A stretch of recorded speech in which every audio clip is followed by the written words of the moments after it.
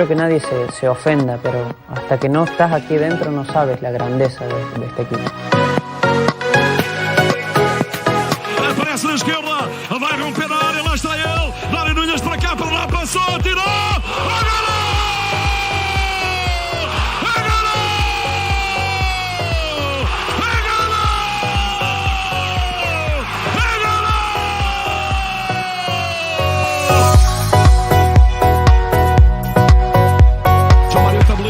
Rompeu, vai marcar! Não entrou, e agora? Agora! Yeah, yeah, yeah, yeah, yeah, yeah, yeah, yeah, yeah, yeah, yeah, yeah, yeah, yeah, yeah, yeah, yeah, yeah, yeah, Yaramchuka!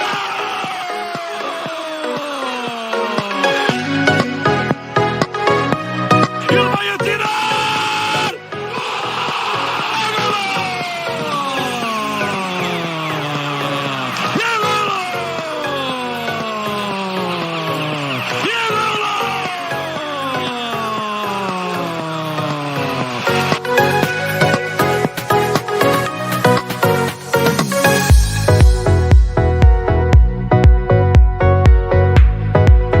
Só nós sentimos assim.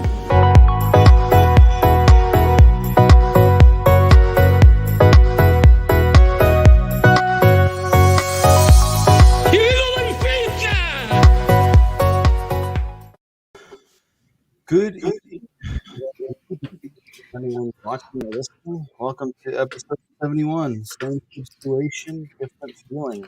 What that means is last week we were 1 point from top in the league, and it felt like we were 10 points from top. Today we are 1 point from the top of the league, and it feels like we're right there and we have a chance. That a positive result can do for your motivation and your confidence. Today we have Bill and Kenny. We have Oscar, who is in Brazil, lost in Rio somewhere eating sushi. I think he might be negotiating JJ's return to. He might. That's what he said. Flamengo. Can you guys hear me fine? Is my audio better? Still. It comes in and out. All right, let me know. I can change something here.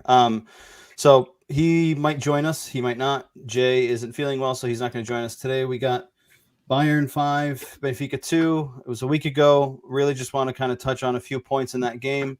Put it behind us, bury it way in the back of that memory bank, and hopefully it falls off the cliff of your memory bank sooner rather than later so we don't have to remember it again. Benfica 6, Braga 1. Very good result. Probably could have asked any Benfica fan prior to kickoff, and no one would have expected that result. Many probably didn't expect the win, let alone that performance. So we'll talk about that.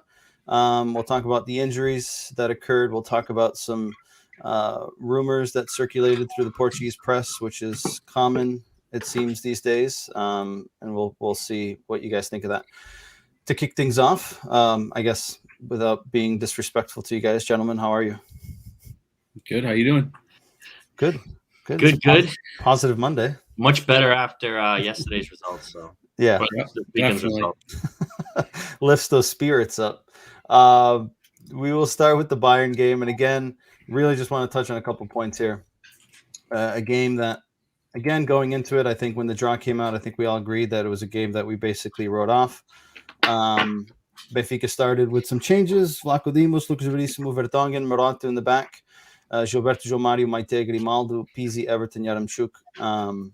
He rested Weigl, Otamendi, and Rafa because they were at risk of getting a yellow card and missing the game against Barcelona. And then Everton came in for Darwin on the left-hand side. A lot of people were upset at the changes because they felt we didn't have our strongest team. Understandable. And then they were upset at some of the performances on the field. There was an opportunity that we could have taken the lead early in the game. There was an offsides call, some controversy there. But at the end of the day, us losing isn't surprising. To some, it might be, and we talked about that yesterday on the Portuguese podcast, and I'll get your opinion here as well, and I think we touched on it before. But Kenny, I'll start with you. And again, we all know what the story of the game was, right? I think it's more just, were you surprised? I guess surprised we were all, I guess, to some extent about the 3 players that he left out. But there was a lot of frustration, I think, from fans as it pertained to JJ's pre-match press conference, basically like writing the game off, like taking away the importance, almost in a sense, like taking the pressure off of the players as well, right? Like, we expect to lose this game, but people were upset about the fact that he came out and had that type of kind of point of view out in public, right? And people were like, well, we're Benfica. We can't have those types of discussions out in public. Whether you believe it or not is indifferent, but you can't say it out loud. What do you think about that? Yeah. So, I mean, what do I think about that? So it's almost like, you can't win either way if you're Jorge Jesus. I mean, you want him to be, open about, you want him to be realistic, but you also then you kind of fault the guy for being transparent on what he really thinks, and vice versa. So, I mean, I think we all had the impression that the game with Bayern was going to be, you kind of had to look at the long-term picture, and the Bayern game isn't really, it wasn't a winnable game, in my opinion. So with all the changes made, I agreed with the changes. I mean, you gotta protect the players from getting yellows and missing the next game, which is the one that's important, really. So I don't fault him for it, but I mean, if you're JJ at this point, like, he's so polarizing that you're either with him or you're against him, and there's no in between. So no matter what he does, there's always going to be criticism on one side or the other.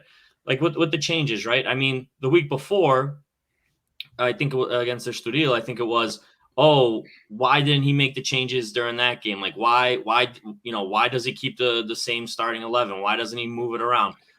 Well, in my opinion, I think this was a game to kind of move things around. It wasn't a winnable match. You protect players from potentially missing the next game against Barca. So this was fine. But now we're all like, oh, he didn't put the best team forward. So, again, it's lose-lose for him.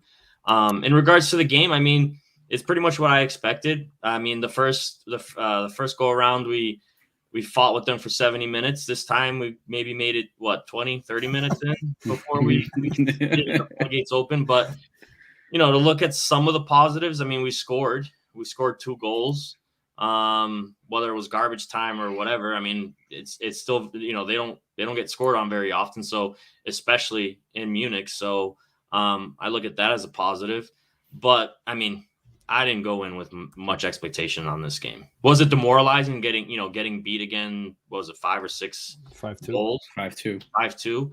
Yeah, it's demoralizing. But I like how he responded, this weekend. That was a big sigh for me, really, is to see how they responded this week. Yeah, I agree. And you think about, right, like you said, he can't win. Damned if you do, damned if you don't. If he goes into that game, right, and like, we're going to try to compete with them and try to get a result, and he plays those 3 and they get cards, right, and then they can't play in Barcelona, then you're going to say, why did you play them? You're not going to beat Bayern Munich. Why wouldn't you rest them for Barcelona, right? So it's like, if he does it, he gets criticized. If he doesn't do it, he gets criticized. So he's not going to win regardless. Right.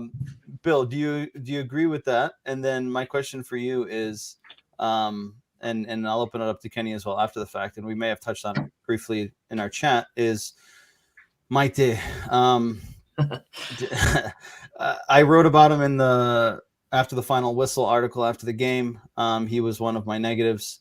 And listen, you guys know me. I'm very optimistic. I always try to see the bright side.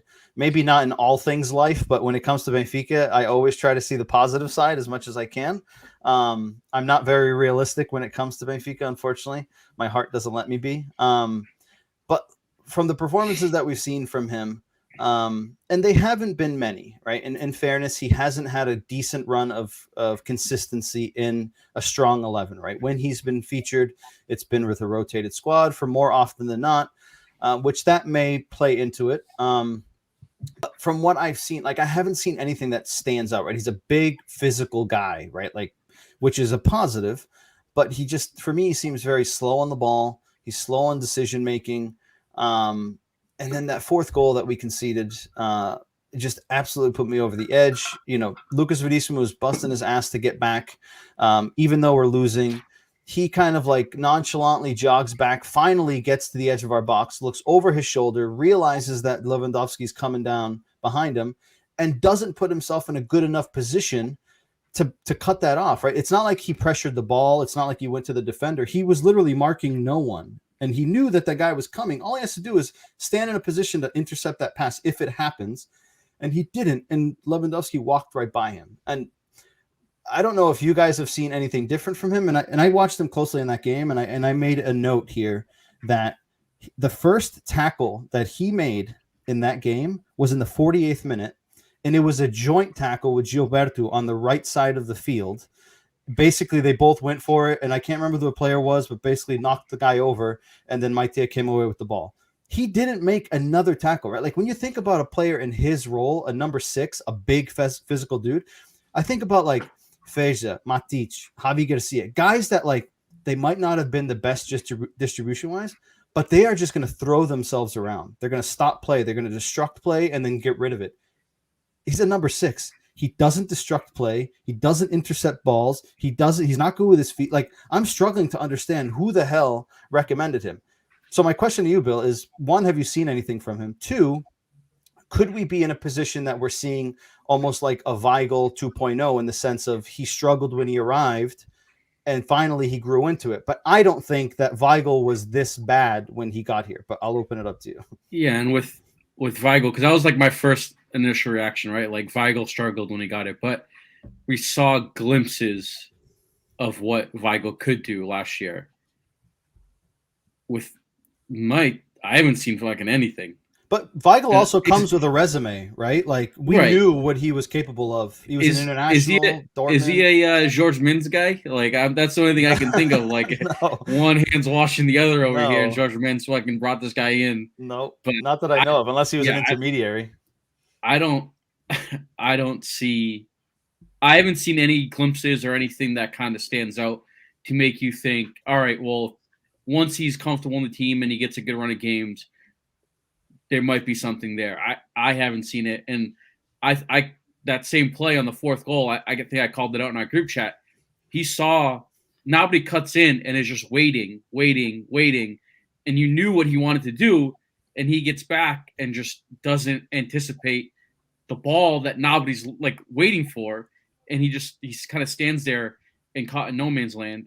Even when Lewandowski got the ball, like, his half-assed effort to get back that wasn't even an effort. That was so lazy. It was so bad. Yeah, I mean, going into this game, when I first saw the lineup, I'll admit I was a little pissed, right? Seeing all these changes. I didn't think this was the game to be making these changes, but then seeing that the players that were left out were all in yellow card danger, I think it was I agree. I think it was the right call to not risk it, right? Going in, I mean, you'd give Bayern at home against most teams like a 99% chance of winning, right? So there was no need to risk those players when you know the games coming up against Barca and Dinamo are going to be the decisive ones, right? We win those games, we're through. This game, if we stole points, yeah, great. Odds are you're not going to steal points from Bayern at home, at Bayern. Like, that doesn't happen too often. And again, even with our strongest squad, I wouldn't have given us much of a chance to steal points at Bayern. So, but the only thing I didn't like is his comments publicly saying, like, we knew this game wasn't going to be like, we went into essentially saying we went into it knowing we weren't going to win and we were looking to the other games. Yeah, you can think that internally. I just don't like it being said publicly, right? But I'm going to hold on. I'm going to stop you there. I'm going to turn it around. How many times over the years has probably in version 1 of Jose Mourinho, people used to, I guess, applaud him for taking the pressure off of his players, right? Could this have been JJ's way of taking the pressure off of his players, right? Like, I don't expect you guys to win this game. I'm going to make it public, and I'll take the shots if anyone's going to come out and criticize me for what I'm about to say. But you guys go out there and play with no pressure. Like, you can look at it both ways. I don't know if you guys see it the same way. After the match? No, he said in his in his pre-match conference the day before they left for Munich. Basically saying, like, the deciding game, I've been saying it for a while, is going to be in Barcelona. That's what he basically was saying. This isn't going to be the game that decides it. I don't love seeing it said publicly, right? I think like, if it's a different manager, you probably have a different opinion. No. I would hate for any of the teams I support for my manager to come out and say that we're looking to the other games. We know this game is essentially a loss, right? You have to go into, even if like you have to look ahead, right? And I think what he did with sitting the players was the correct move.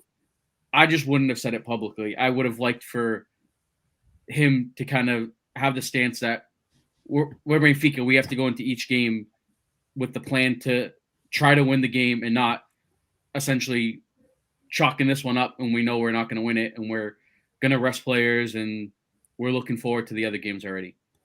Right? You take it one game at a time. You go into the game. Anything can fucking happen, even though it's fucking 99% possibility you're going to lose. True. You still got that 1%, right? Like, anything can fucking happen. I didn't like him saying those comments publicly that, like, he went into the game knowing it was going to be a loss, right? And it didn't sit well with me. At a team like Benfica, I think you just have to portray the message that, like, especially outward, right, to the fans, like, we're going into every fucking match to win. Like, we're not laying down and knowing we're going to lose and just lay down and take it and take the beating, right? You might lose this one. Odds were you were going to lose. Though. But, like, I understand it. And Kenny, I'll pass it back to you. And you touched on a point that I wasn't going to bring up, but I guess I'll throw it in there now, right? Is regardless of what the manager says, I think, right? We're not professionals. We've never been on the inside of it. But regardless of what the manager says, you know what your responsibility is as a professional, right?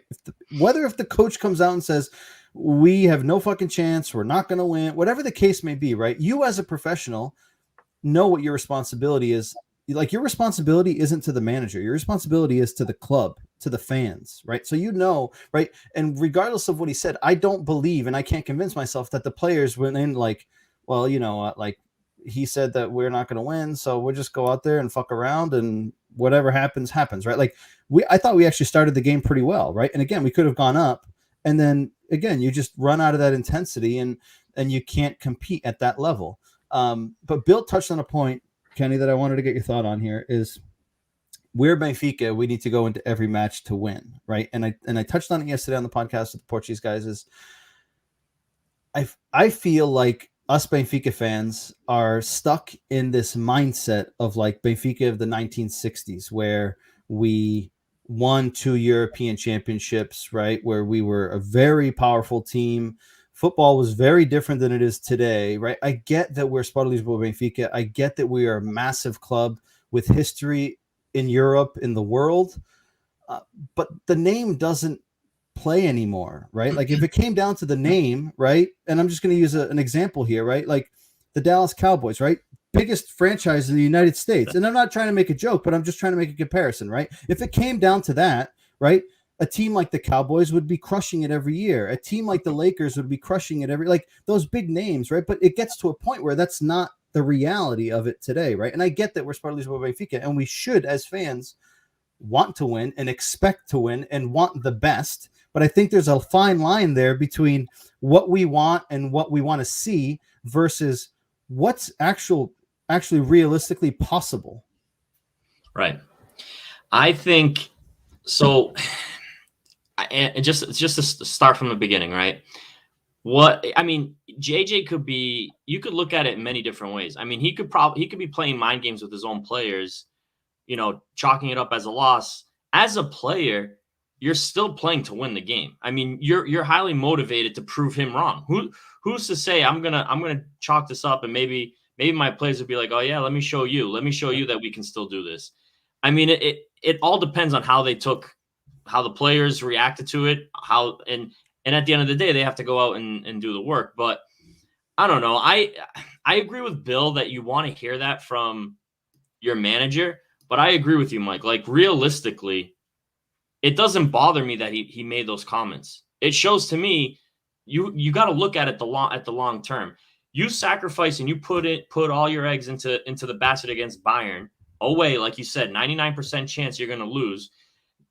You still lose. Now you lose players due to the yellow card rule. Now you're even more fucked for the Barca game. Now you really put your whole campaign at risk. So I get it. Maybe he should have made the comments. But to me, I mean, I consider myself more of a realistic guy. Like, it doesn't bother me because what he said is kind of true. Realistically, we didn't have a chance against Bayern. And I'd rather him be looking forward to the Barca game already, make the changes, maybe fire up your players by saying, yeah, we didn't really stand a chance. Or I didn't see the presser, but however he mentioned it, maybe light a fire under those players who haven't had much playing time, right? They got to go in now and try to, go toe-to-toe with one of the best teams in the world. And maybe we come up with a miraculous win. And he looks like an idiot after for saying what he said, but it doesn't affect him. I don't think it matters. I think, and I don't know, Mike, if you're going to touch on it, I think the commentary after the game, right, what was buzzing around the media with the yelling back and forth with the players and Jesus or whatever, I think that was more troubling to see, right? I don't know if you want to touch on that after. Yeah, we'll save that one for the next topic here. I was going to jump into that. Before we close off on this game, I wanted to get your thoughts on how are you feeling about progression here, right? Barcelona is now in second place with 6 points. They blew a 3-goal lead over the weekend against Celta Vigo. They came back and tied it in the 95th minute. Xavi Hernandez was announced and presented today as new Barcelona manager. So he will be there for our match against Barcelona at the Camp Nou. They did have some injuries. I know Ansu Fati got hurt. I thought I read that he won't be available for the game with Benfica, which will be a positive. How are you guys feeling in terms of progression, right? Ultimately, as we've been saying for a few weeks now, because of the result that happened in Dinamo, right, where we find ourselves needing a result here. We expected that Dinamo would probably take points at some point from Barcelona. They didn't. Although Barcelona didn't do much to gain those points, we now find ourselves in a position where we can't lose. We can tie, and then we have to beat Dinamo, which we have to anyways, and hope that Bayern doesn't lay an egg and lose to Barcelona at home. Mm-hmm. Or we beat Barcelona, and then we really just depend on ourselves. Bill, I'll start with you. How are you feeling in terms of confidence for us progressing with the next 2 games? I mean, I still have the same confidence I had before these two Bayern games. I think we all knew going into it that that second Barca game and the Dinamo game at home was going to be what everything came down to. And I still think we can go to Camp Nou and take points.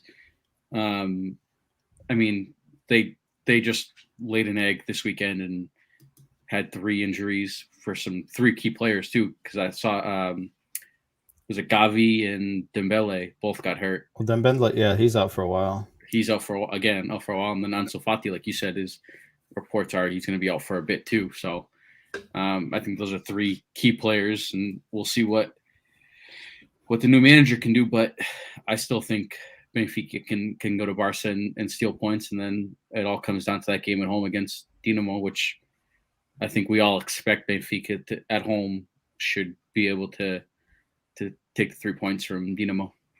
Kenny, you share the same sentiment? Yeah, I mean, at this point, it's pretty much a 50-50. I'd feel better if we either stole points from Bayern or if Dinamo could have stolen a point or stolen a result from Barca. But I'm gonna stand ground and hope that we can show up again against Barca. And it wasn't a fluke the first time around. But like you said, I mean, it's not like a tie. We're out of it. We just can't lose. So we have 2 results in our favor on our side that can still help us. And so we gotta do what we did to Braga. We gotta come in and be efficient and make our chances count. And I think that was one thing against Bayern that we we missed out on, where we knew it was going to be far and few between, opportunity wise, and we didn't take advantage of them. And against Barca is going to be the same way, but we gotta take advantage of them. So I agree. Goal point here. We got on Benfica side, Vlaco Dimos was number 1 with 7.0. Lewandowski for Bayern with an 8.4. He got a hat trick. Next one up for Benfica would have been Morata with a 6.2. He scored a goal as well. Darwin had a 5.9. He scored as well. Vlaco. Yeah. So Kenny, who was your man of the match? And it can be between both teams. You can give me one from each, whatever you want. Yeah, I mean, I'd say, Lewandowski with the hat trick. I just think Bayern in general, Bayern as a team, I just think they're efficient. And I mean, when they get rolling, it is hard to stop, man. They can, from the left side, right side, middle, they can tear you up, and it just causes a lot of problems. So I'll actually do no man of the match. It's just Bayern as a whole. They are a well-oiled machine. Fair. Bill? Yeah, I agree with what Kenny said. I mean, once we said it in for the first game, like once they get one, it's just like a snowball effect, right? They just put 3 or 4 past you before you even realize you got hit. I think it would have been a lot worse if it wasn't for Vlaco Dimos. I think he made a few key saves, the PK, which gave us hope going into the second half, and then that quickly went to shit. So, I know. That Bayern squad is, in my opinion, the best team in Europe right now. Yeah, and I just wanted to call out one.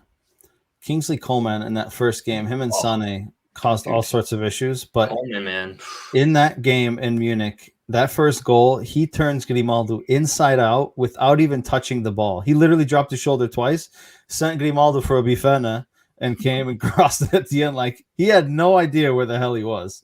So, I mean, looking at this squad, right, you got starters on some of the best national teams in the world, right? You got Lewandowski, Sané, Kimmich, Goretzka, Coman. Gnabry doesn't necessarily start as much on Germany. You got Neuer. Pavard started at some point. I don't know if he's starting still for France. Davies, right? Like, when you got guys like Muller, Sabitzer, who can come off the bench, like, they're just absolutely stacked.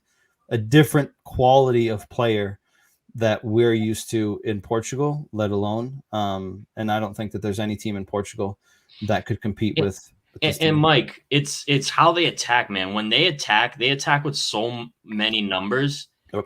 It's hard to defend. I mean, they just go all out, and even when they lose it up front defensively, they're able to recover fast. Fast, but also like their defenders are they're quick to like just clean it up, right, and get everyone back. It's just the attacking is just suffocating, man. When they attack, they are brutal. Just brutal. The only 2 they leave back are legit the 2 center backs. Everyone else bombs forward. I don't want to forget to mention this. I don't know if you guys noticed, but there was a play that we had that we cleared it up the field, and Pizzi was on a breakaway at midfield. There was no one in front of him, and literally Sané and Davies come out of nowhere like a bat out of hell. Yeah. And I was like, oh my God, we have a breakaway. And then I was like, oh fuck, it's Pizzi. I think he made it like 5 yards after midfield, and they both caught up to him. Like, imagine looking in your rearview mirror and seeing them 2 coming after you. Crazy. I'll just mention this too. I think Yaremchuk, it's kind of useless having him up top. Yeah, he doesn't seem to be able to hold the ball. It's like playing with. And that was something we praised him for in that Barca game. Right. Just holding up the ball, letting the wingers get up. He struggled holding up play. But we played with a different intensity in that game too, right? Like, he was on an island by himself. Like, the work that he had to put in against Nianzou and Upamecano, like, it's more of a physical battle than anything else, right? Like, you're just throwing your body around.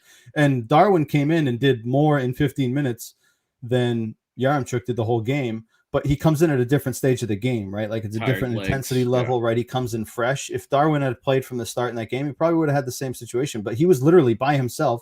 We didn't have a Rafa, right, to get up the field quickly to help connect that. So, but I agree with you. I think that the last time he scored was away to Guimarães, right? So it's been a few games. He does work like an ass, but right, as we've talked about with Darwin in the past, right, goals are what make a striker, right? And if he's not putting goals in the back of the net, right, there's going to be questions asked. And we paid 17 million for 75% of his transfer fee, so he also wasn't cheap. But I agree, it's a good shout. Does he play solo striker for Ukraine? No, they play in a bags similar goals for situation, Ukraine like crazy. but they also cross the ball more. Set pieces, they're more worked on. So it's a different style of play, right? Like, how many times do you see Benfica cross the ball, right? Like, Right, I mean, we did yesterday, but you don't see it many times that we go to the end line and cross the ball. So it's a different style of play.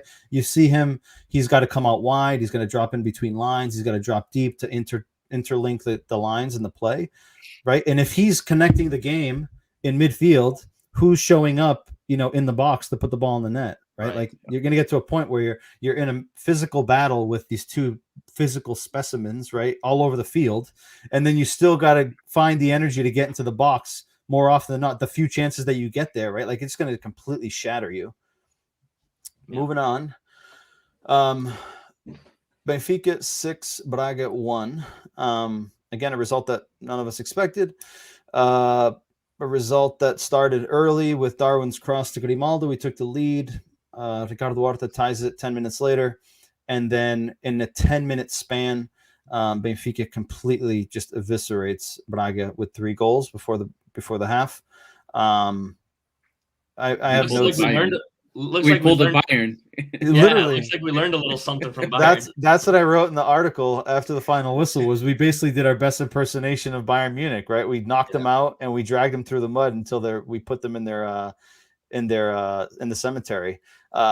Literally 10 minutes of just absolute domination and scored 3 goals. But we took our chances, right? Like you said, Kenny, that's what we didn't do against Bayern at home. We didn't take our chances.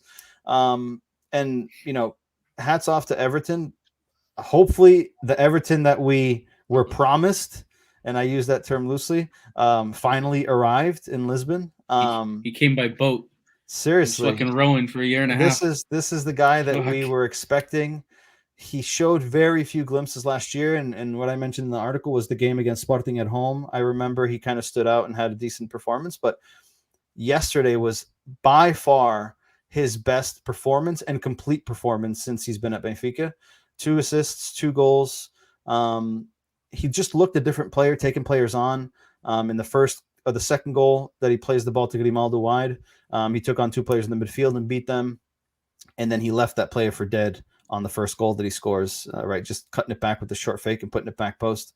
But if we can get this Everton, like, he adds so much value to the team, right? If we have a player of this caliber, right, in the 11 or being able to come off the bench. But I'll start with you, Kenny. And the other thing was Paulo Bernardo, right? I don't know if you guys noticed, but I didn't notice a lack of quality or a downgrade in quality when he came on, right? He was very precise. He didn't try to, complicate things. His passes were very simple. He worked pretty hard.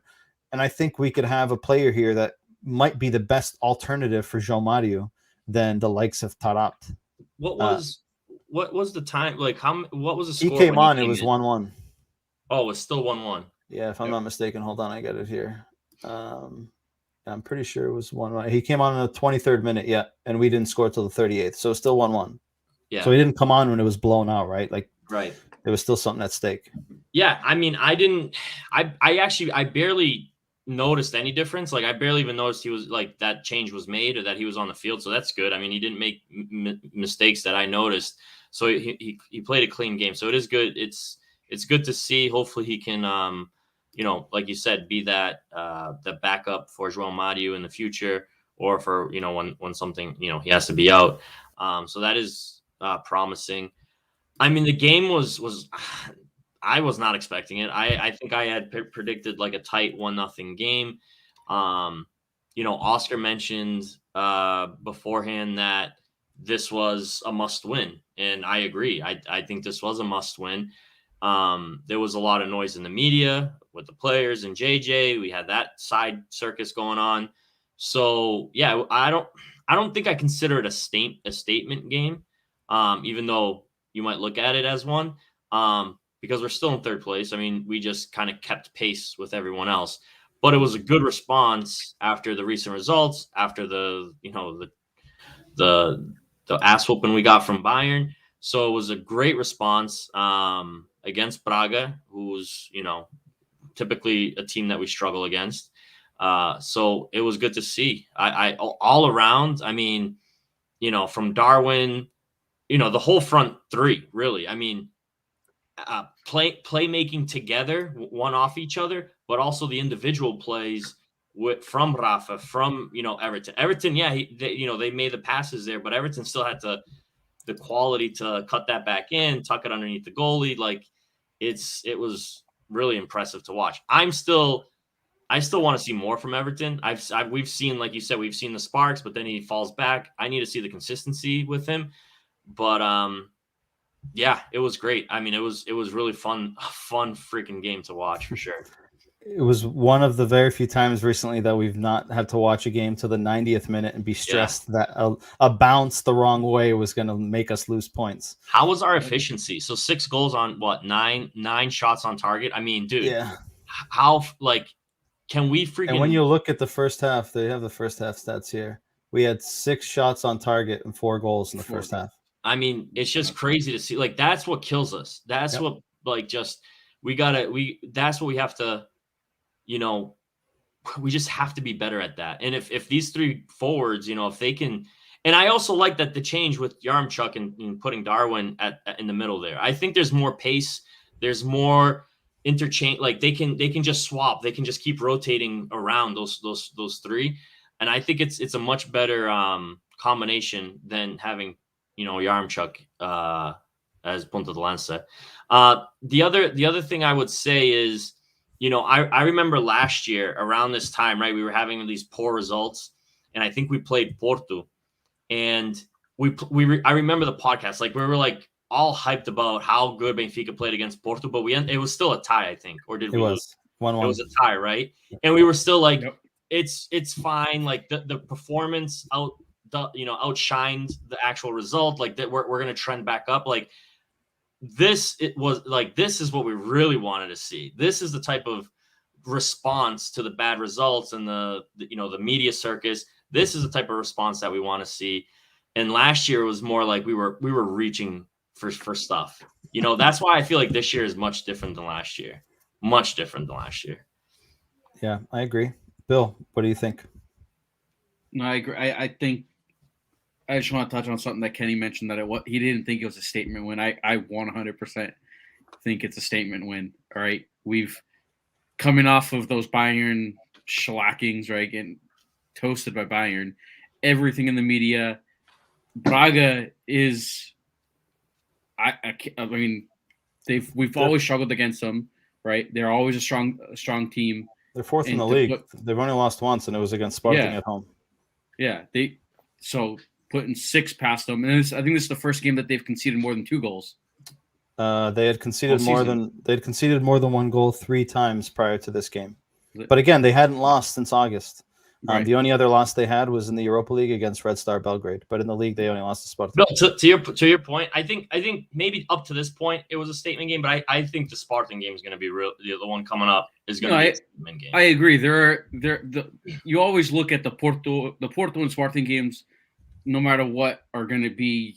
Those are where you kind of figure out if this team has what it takes to win the league, right?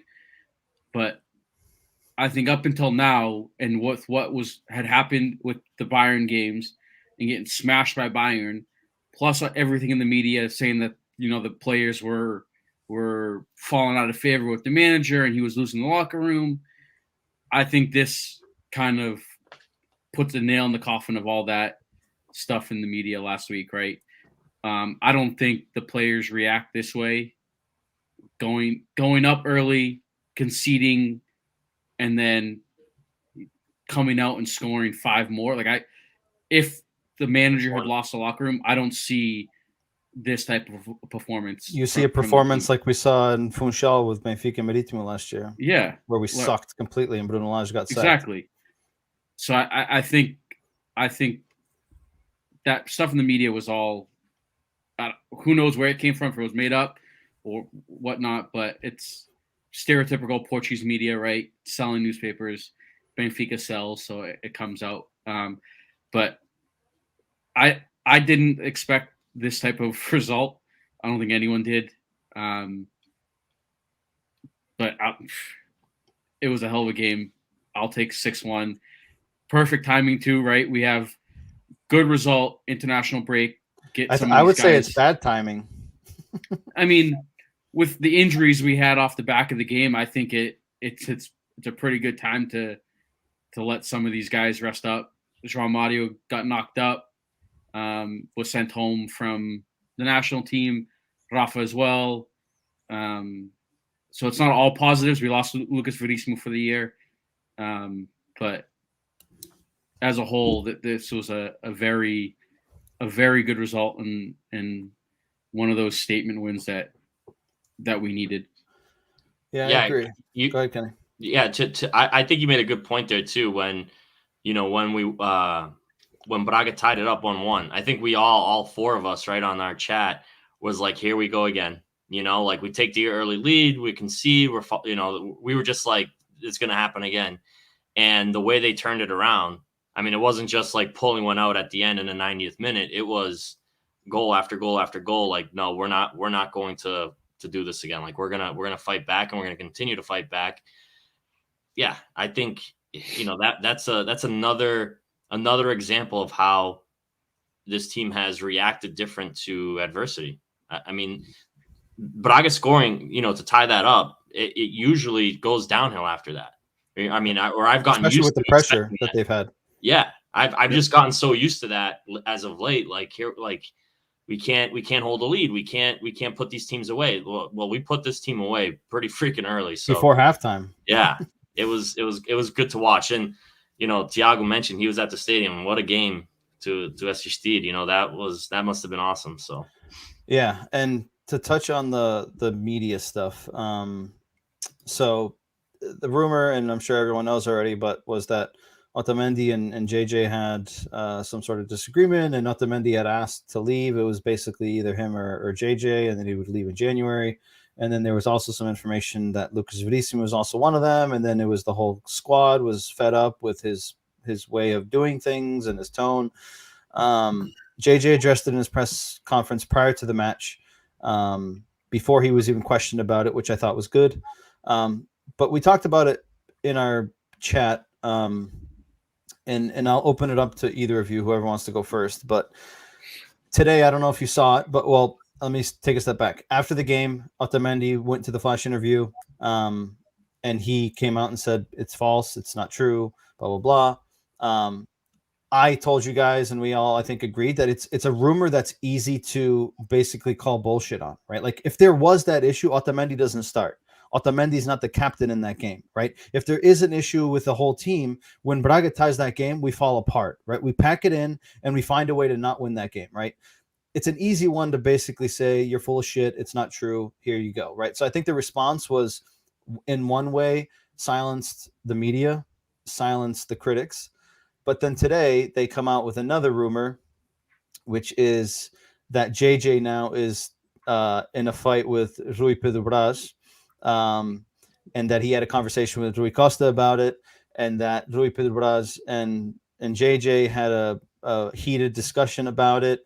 And JJ told Rui that, the journalist didn't make this up out of the air, that someone planted it there, and that Rui Pedro Braz told JJ that it was planted there by Luis Vieira in the like, there's just like this whole fucking soap opera. And yeah, they should make a telenovela. And JJ said after the game, right, like he mentioned it again in the flash, and he said, right, like if they want to keep making stories up and we keep getting results like this, like next week they can start a new one. And sure enough, today there's a new one in the press. So but what I wanted to get to is, are things like this, right? Like when we talked about it on our WhatsApp group today, I feel like in Portugal, right, we talk about how we're a top 5, a top 6, we go back and forth league in Europe based on the rankings. I don't think we're a top 5, even if statistically we're there. I think we're a long shot from a top 5. But I feel like in Portugal there's a lot more football played outside of the 4 lines than there are inside the 4 lines. This is one example of many. But do you think things like this like tarnish the image of what our football can be or should be, right? Like you don't see shit like this in the EPL, right? Like maybe not some of the other countries because we don't follow it as closely, right? But like you don't hear the presidents or the owners coming out and having discussions and bickering back and forth and all this controversy. Like at what point does this basically put a threshold on where the hell this league can go? I think it puts a massive cloud over us that, as I've been saying with the MLS here, I think that it won't ever get to the point that people would like for it to get to, just because there's so many other competing sports, whatever, right? I think in Portugal, our league will never be one of the best, partly because we're a small country and we don't have as much funding there, right? But because of all this shit that happens outside of the field that has nothing to do with the game, that completely just it creates this negative environment around the sport. I don't know if you guys see it that way, and I'll open it up to whoever wants to jump in. So, I mean, I don't know. I haven't put much thought into it. I think it is kind of ridiculous that these stories come up. I mean, I think you do see it somewhat to an extent in every league. We just don't follow it as closely, so it doesn't hit close. But I mean, was there something there? I mean, the images. I mean, I remember when in the part where Gilberto, 13th minute, I wrote it down during the game. Yeah, Gilberto was yelling at him. Yeah, and Lucas Veríssimo did too. And Lucas Veríssimo, I remember the Lucas Veríssimo one. But those are things that happen during the game, right? Like, what sport do you not see that? These guys are under pressure. They're trying to focus on the tactics, the game, and you got Jesus, like, because he made a bad clearance, he's chewing down his throat, and so the players kind of reacted. I think that's just so normal. But then these newspapers want to jump on it and make it something that it really wasn't. And then, of course, they're gonna defend their integrity and say, "Oh, well, we didn't just make it up; it was planted inside your guys," and it's this back and forth. I think the media is at fault just as much as the team is, right? I think if we just ignored it, well, it wouldn't be that big of a deal, right? They could make up these stories, whatever, and you would never, really. You just made it. You just kind of put it in the rearview mirror and just never reacted to it. Maybe they would go away. I don't know. But yeah, I mean, I kind of agree. I think it is something that maybe investors or people might look at our league and say, yeah, there's just too much drama between the media and the teams, and there's all this off the field stuff, like that's just too much for us. But I do think that I would imagine that it goes on in many other leagues. I just don't follow it as closely. Phil, I agree. And I feel like we've grown up with it. So at this point, it's just like we see this stuff and we're like numb to it. Like, yep, all right, another one. Like, and we say it all the time, Benfica sells, right? Like the newspapers, they're there to online get clicks and then sell newspapers. So they're gonna write the headlines that are gonna get the most clicks and sell the most newspapers. And in Portugal, it's Benfica, so they're gonna any kind of kernel that they get, they're gonna run with it and weave their own narrative around it and story and just go with it. Essentially, it's so annoying. Tiago says here in the comments, telenovela mexicana, a equipa estivesse dividida não fazia jogo tão ligado à corrente e os visados não tinham jogado. I agree. 100% agree. Especially JJ. He's a guy that's all about his ego. Dude, right? we saw it last. If you call him into question, what was the whole Gilberto thing last? Not Gilberto. Gabriel. Oh yeah. Right. Remember I told you guys against Standard He came off. You call. Yep. And then there were all those little rumors. And no. And that was it. Yep. Gone. We never saw that guy again. Yep. Yeah. So yeah, I agree. Especially a guy like JJ, very all about his ego. Right. You're not going to question me. Right. If there was an issue, there's absolutely no chance that whoever it was would have set foot on that field. Mm-hmm. So, hey, I'll take it. If they want to keep creating these soap operas, I'll be here for episode 3 next time around as well. There was rumors also that Everton got fined this week because he took part in a podcast associated to Grêmio fans without authorization from the club, which for those of you who don't know, most of the Benfica staff and first team players, at least, For them to be able to do interviews and things of that nature, they have to get approval from the club, which I can understand. So, hey, if he got fined and it lit a fire under his ass, let's fine him every week, right? Hey, Everton, you can come on our podcast, bro. Yeah, seriously. Looking at the, I guess before we go into the ratings, right? Lucas Veríssimo got hurt. Injury looked nasty. He's done for the season. We had João Mario come off for Paulo Bernardo. João Mario looked more of a, according to the Boletim Clínico, it was more of like an impact injury on his hip. So I think more bruising, more soreness than anything else. So I don't think it's too concerning. He was relieved from the national team. That's good. Rafa had kind of muscle fatigue, muscle strain. He was relieved from the national team. And Darwin had tendonitis in his knee, which is basically chronic pain. It's the knee that he had surgery on at the beginning of the season, and it's not the first time he's had surgery on that knee. So he was also released from the national team. So positives are that they're not going to the national team and they get almost 2 weeks to rest. But thinking back on the Lucas Veríssimo play, which to start, that play drives me nuts, not only because he got hurt, but because it comes from a throw-in, a long throw-in over the top, puts this guy on a breakaway. Over his head. Like he was so out of position on that throw-in. Drove me nuts. Yeah. So Lucas Veríssimo is out. Morato steps in, right? He's an adequate replacement because he's been playing for a little while now.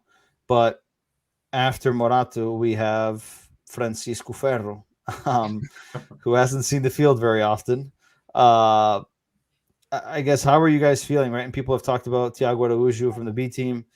We've talked about it before, right? The jump from the B team to the A team is very different. It's a different weight. It's a different pressure. Is he ready for it? He might be. I don't know, right? You don't know until he's there, but I don't believe that we're going to ride that chance. Do we see the opportunity to go buy someone in January? And I already saw rumors again today of Ruben Smido. How are you guys feeling about this injury and what we have? Dude, I said it. I forget how it was a few months ago when he got like involved in more like cop like stuff where he got arrested again or something. And I don't want that guy anywhere near the team. Like I don't want to buy him and then like stuff off of that trial come and he has to go away. And I do think we need to go get a center back in January. And knowing JJ, I think it's going to be like a veteran guy that you can bring in and like slot right in right away and don't have to worry about like him adapting to the league or whatnot. I don't think we may buy someone young, but I don't think it's a move that would be the only move, right? I think he brings in a veteran center back that we can slide in right away and he might not start every game, right? He might rotate with Vertonghen, Otamendi, and Morato, but I think it's someone that can come in and fill that void right away. Yeah, I agree. And before I pass it to you, Kenny, Tiago asked the question here as well, right? Qual é a vossa opinião? Vamos ter que ir ao mercado ou vamos apostar em jogadores como Ferro, Araújo, Almeida? Jay says, Smido can't stay out of jail. I'm all set. Right, so we got Tiago Araújo on the B team. We got André Almeida that's capable of playing that role as well. He was slotted to play that role last year until he got hurt. Is this an opportunity for JJ to maybe step away from the 3 backs and go to a 2-back, given that between now and January he has limited options, right? And that Almeida is in and out of the squad with injuries. So there's a few different variables here, but Kenny, what are your thoughts? Yeah, no, I mean last week or 2 weeks ago when we did the depth analysis, right? I thought defensively, I think I ranked our defense the poorest with depth, and just because we play with 3 center backs and we don't have that much, to back them up. And so here we go, right? Veríssimo's now gone for the entire season. We play with a 3-back system. So there's really Morato. I feel very confident with Morato filling in, but then you have Otamendi and Vertonghen who are older. They now got to play the full season, right? If you're going to give them rest, then Ferro's got to play. I wouldn't play Almeida at center back. I already think he's kind of struggling on the wing. I think, the legs are getting heavier for him. He's not, I think he's just getting older and not as, not playing as well. Yeah, I think if JJ gets what he wants, he's going to go get some, another Brazilian. But I wouldn't. I mean, I'm willing to give the kids a shot. I don't watch the B team. I don't know how Raju's playing. I don't know, his build and if he'll slot in. We know what Ferro has offered in the past. We want to, I think he's going to be the first man up, right? He's going to be given the first opportunity. Can he turn it around? I hope so. I mean, I'm not so sure of that, Kenny. I went Well, he looked wouldn't be. back at the Trofense game, right? Taça Portugal game, right? He is on the bench and doesn't play. Yeah, but he's on the squad. He's on the squad, and Raju's on the B team, right? He's the next man up technically on the team. So if they didn't have any faith in him, I don't think he would be on the team. They would have shipped him off. I just think they can't get rid of him though. That exactly what I was going to say. I think put him on loan somewhere. It might be one of those situations where he went to Valencia and didn't really. I think he played a few games and didn't play, right? So I think it was one of those things where they maybe he was also injured during the preseason. Yeah. So I think it was one of those things where they maybe wanted to get rid of him, and he was injured, and what he did at Valencia or what he didn't do at Valencia last year kind of hampered their ability to offload him and get him. I'm convinced that somewhere. If Benfica had brought in another center back, he would have been shipped. I think he didn't get shipped because we didn't get another center back. Yeah, but who are you going to? I mean, unless you pick someone out of the Portuguese league, or Jesus goes to Brazil and gets another Brazilian. I mean, I don't think they're going to go sign some big center back, and I think you got to get younger on the position. So I think you're going to go with youth. I think in January, knowing Jesus, it's not, and what I would do, it's not youth. In January, if you're needing someone to come in just because you lost to Veríssimo right now, you go get an experienced guy that can fill in right away. I think you only do that if you make it in Champions League. Yeah, I think that's going to make a big difference, right? If we progress to the next phase, I think we're in a position where we go get a more experienced center back, right? Someone that could be here long term. If we don't, I wouldn't be surprised if we potentially take our chances on youth, but even then I'd be surprised. I would probably be willing to bet that we go find an option, but probably an option for a loan until the end of the season or something, just to hold us over. That's the way I would think that they would do it, but who the hell knows with what they're thinking. What if we drop to Europa League? That's true too. I didn't even think of that, right? Like even if we finish in third. Yeah. I still like, I don't think you need to spend like shit ton of money to get a veteran. Like I'm sure there's veteran guys out there that, I mean, look, Veríssimo would cost us $6 million. Right. Right. But I think it's just a matter of finding it in the right place. Exactly. I wouldn't mind getting someone out of the Portuguese league, though. I mean, it's just not Jesus' way. Can you think of someone though? Off the top of your head? I mean, not at the top of my head, right? I don't know. I don't know if anyone on Braga. Remember last year, and I wanted to say, Tiago says here, falam no jovem Tiago Costa do Chapecoense, mas tem apenas 17 anos. I also saw falavam no Central do Palmeiras. I can't remember his name, but I saw that as well today. I just can't see Jesus going to get a 17-year-old in January. No. Why? When you need like if you need a backfill, right? When you need a backfill for Veríssimo, right? I just don't see that. I wanted to mention, right? You say go get someone in the Portuguese league, and I believe we talked about it last year, and I think Oscar did. The guy that went to Porto. Yeah. I can't think of his name. Fábio Cardoso. Yep. Right. Benfica fan through Clara. And through from Santa Clara, went to Porto, right? He was a standout player at Santa Clara, went to Porto, he doesn't fucking play. Right? Like and he's getting minutes. He's not even playing over Mbemba, he's not playing over Pep, which fine. Marcano's coming back from injury. Marcano starts before Fábio Cardoso, right? Like I think that was an acquisition that Porto made basically to stop him from coming to Benfica because he literally does not play. So but when I try to think of like, are there center backs in the Portuguese league that are good? Of course. Are there center backs in the Portuguese league that for me off the top of my head stand out? I can't think of one that comes off the top of my head. I just feel like they'd be more adapted to finish off the league, right? You don't bring a player from outside who now I know people, you don't want to think about it, right? But there is an you got to adapt the player to the Portuguese league, and you're in the middle of a title run. You don't really have much time for a few bad games for someone to get adapted to it, right? You want someone that can step right in, and someone that's been playing the league all year can step right in. But you're right. I mean, that's not something that we typically do. When's the last time we took a center back from the Portuguese league? I mean, Jardel?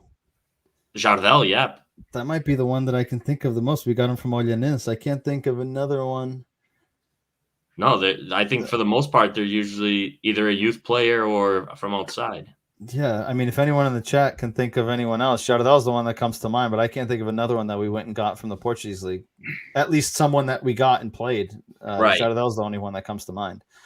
So yeah, I think that where we're at in Champions League or in the Europa League, I think will be a big factor. Jay says Steven Vitória. I guess, yeah. He did he play? He didn't play much. He played a few games.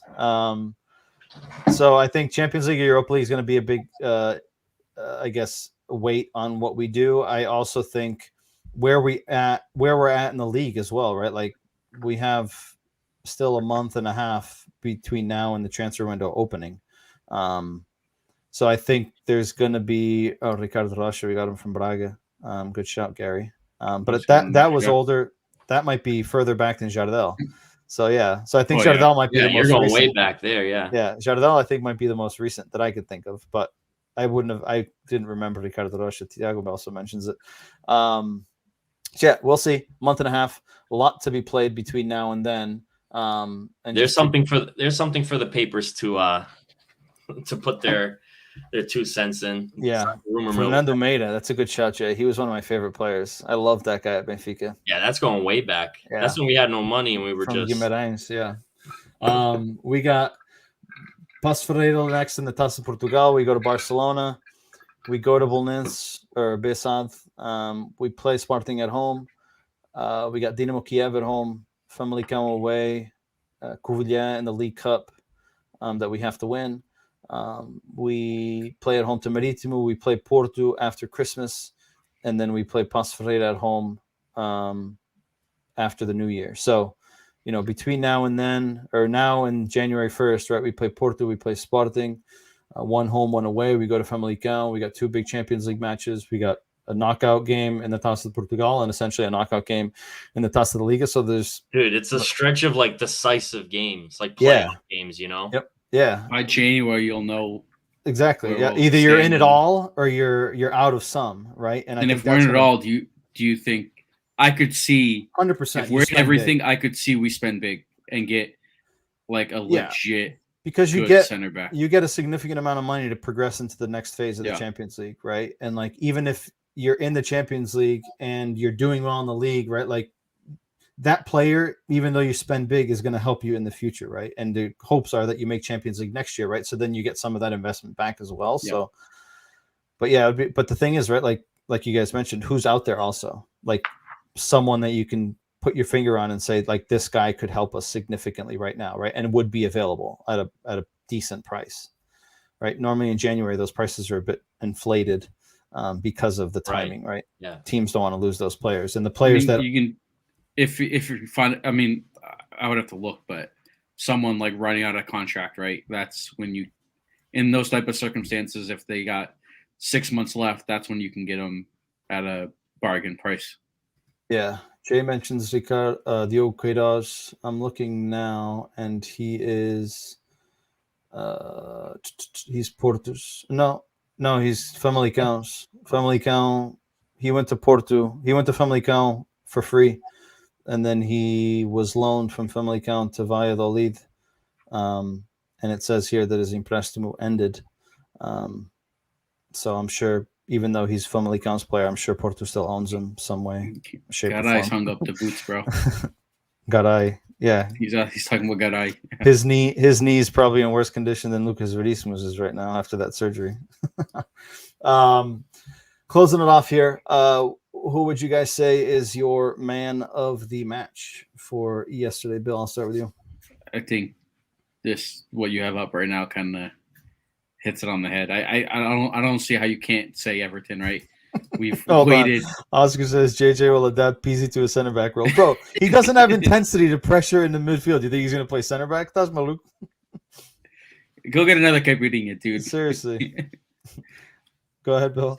Oscar, start scouting down there, dude. Yeah. Yeah. Go do something. Be We need a useful. center back.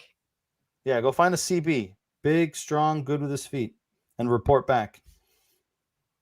Go ahead, Bill. I think Everton's performance yesterday he's a justified man of the match. 2 goals, 2 assists.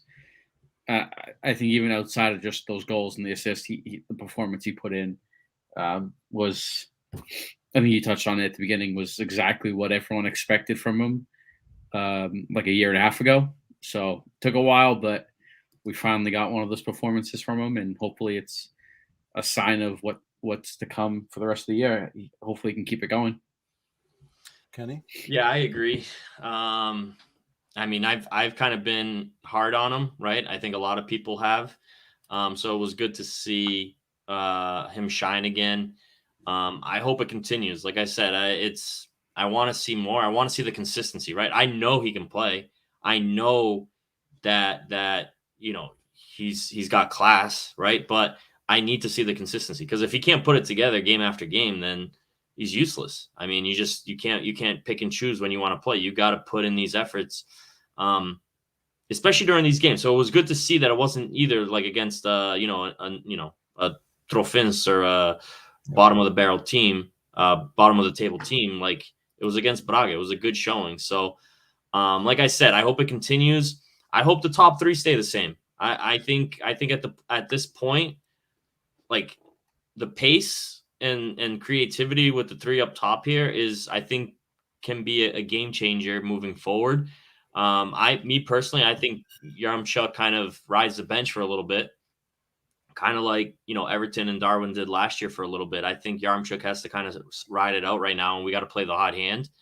And these 3 kind of, hopefully they can make some more magic moving forward, especially during the next stretch of games. It's going to be very important. When you look at these front 3, I would be interested to see how far back we have to go to see a front 3 as efficient as they were in this game. 5 assists and 5 goals in this game between the front 3. Yeah. Not even efficient. Can you remember the last time typically it would be 2 strikers, but can you remember the last time where all our strikers scored? Yeah. Like I'm just like off the top of my head, I can't think of the last time where all of our strikers scored. Oh, here comes Debbie Downer. Debbie Downer. Yeah.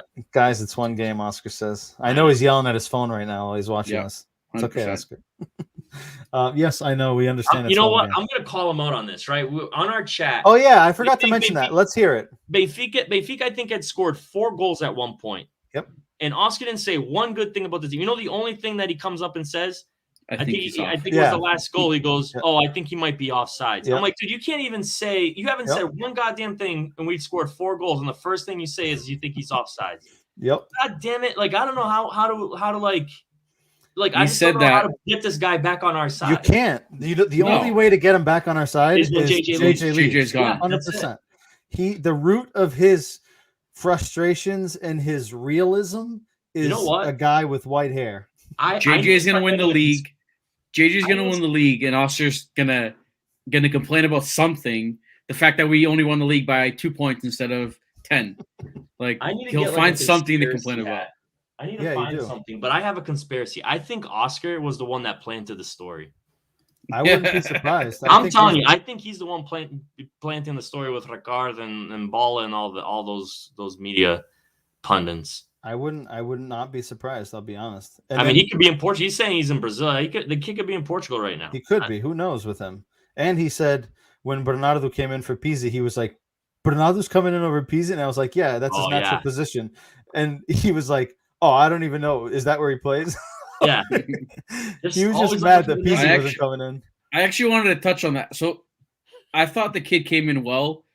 He didn't like try to do more than he needed to, right? He came in, played simple, and I think as a young kid, that is probably the best thing he could have done, right? Instead of coming in and trying to like play out of his mind and try to prove everyone wrong. I think the way he came in and just kept it simple and played like the easy pass and didn't try to kill it.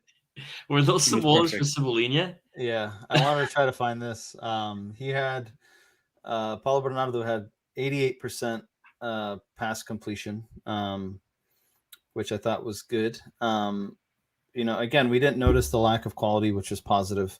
Yeah. And the other thing that I wanted to say was, right, people criticize JJ for not trying the youth, not playing the youth, right? In that situation, he had the option to play Pizzi over Paulo Bernardo, right? And a Pizzi that's played in that midfield, whether he did it well or not is indifferent, right? But if he really was against playing the youth, he would have said, fuck you, I'm going to put Pizzi in, right? And then it would have gone to shit. Who knows? Maybe it would have been good, right? But that would have been his opportunity to be like, no, I don't trust the youth. I'm going to go with the experience. And he didn't.